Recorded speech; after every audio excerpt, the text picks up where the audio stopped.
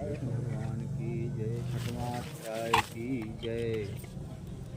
पूर्व समय में सतयुग के उत्तम निषेध नामक नगर में हेमकुंडल नाम वाला कुबेर के सदृश धनी वैश्य रहता था।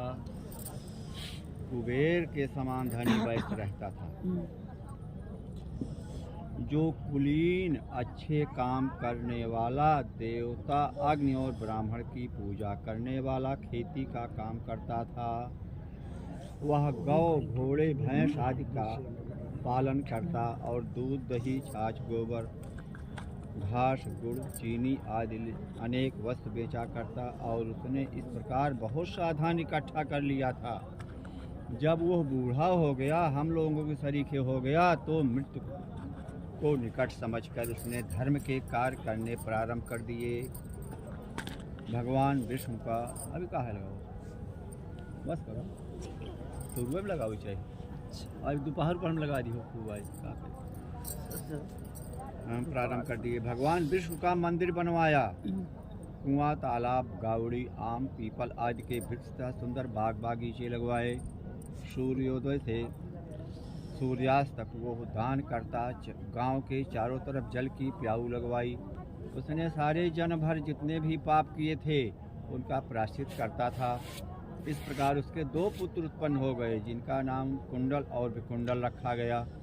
जब दोनों लड़के युवावस्था को प्राप्त हुए तो हेम कुंडल वैश्य गृहस्थी का सब कार्य सौंपकर भगवान की तपस्या के निमित्त वन में चला गया और वहाँ विष्णु की आराधना में शरीर को सुखाकर अंत में विष्णु लोक को प्राप्त हुआ। उसके दोनों पुत्र लक्ष्मी के मद को प्राप्त होकर बुरे कर्मों में लग गए। वेश्यागामी वीणा और बाजे लेकर वेश्याओं के साथ गाते फिरते थे। अच्छे सुंदर वस्त्र पहनकर, सुगंधित तेल आदि लगाकर, भाण और खुशामदियों से घिरे हुए हाथी की सवारी करते थे और सुंदर घरों में रहते थे, जैसे हम लोग टेंट में रह रहे हैं। इस प्रकार ऊपर बोए बीज के सदृश वह अपने धन को बुरे कामों में नष्ट करते थे। कभी किसी सत पात्र को दान आदि नहीं करते थे, न ही कभी हवन देवता या ब्रह्मभाजी की सेवा करते थे तथा भगवान विष्णु का पूजन ही करते थे। इस प्रकार थोड़े ही दिनों में उनका सब द्रव्य नष्ट हो गया और वो दरिद्रता को प्राप्त होकर अत्यंत दुखी हो गए। भाई, जन, सेवक, उपजीवी सब इनको छोड़कर चले गए। तब इन्होंने चोरी आदि करना आरंभ कर दिया और राजा के भय से नगर छोड़कर चोर तथा डाकुओं के साथ वन में रहने लगे और वहां अपने तीक्ष्ण बाणों से वन के पक्षी, हिरण आदि पशु तथा हिंसक जीवों को मारकर खाने लगे। एक समय इनमें से एक पर्वत पर गया, जिसको सिंह मारकर खा गया, और दूसरा वन को गया, जो काले सर्प के डसने से मर गया। तब यमराज के दूत उन दोनों को बांधकर यम के पास लाए और कहने लगे कि महाराज, इन दोनों पापियों के लिए क्या आज्ञा है। अधूरा 7वां पढ़ लीजिए। चित्रगुप्त ने कहा, उन दोनों के कर्मों की आलोचना करके दूतों से कहा कि 6-7 अध्याय बड़े भाई कुंडल को घोर नरक में डालो और दूसरे छोटे भाई भी कुंडल को ले जाओ, जहाँ उत्तम भोग हैं। तब एक दूत तो कुंडल को नरक में फेंकने के लिए ले गया और दूसरा दूत बड़ी नम्रता के कहने लगा कि हे विकुंडल, चलो तुम अपने अच्छे कर्मों से स्वर्ग को प्राप्त होकर अनेक प्रकार से भोगों को भोगो। तब विकुंडल बड़े विस्मय के साथ मन में संशय धार कर दूत से कहने लगा कि हे यमदूत, मेरे मन में बड़ी भारी शंका उत्पन्न हो गई है। महाराज बन जाए, अतएव मैं तुमसे कुछ पूछता हूँ, कृपा करके मेरे प्रश्नों का उत्तर दो। हम दोनों भाई एक ही कुल में उत्पन्न हुए हैं, एक जैसे ही कर्म करते रहे। दोनों भाइयों ने कभी कोई शुभ कार्य नहीं किया। फिर एक को नरक क्यों और दूसरे को स्वर्ग किस कारण प्राप्त हुआ? मैं अपने स्वर्ग में आने का कोई कारण नहीं देखता।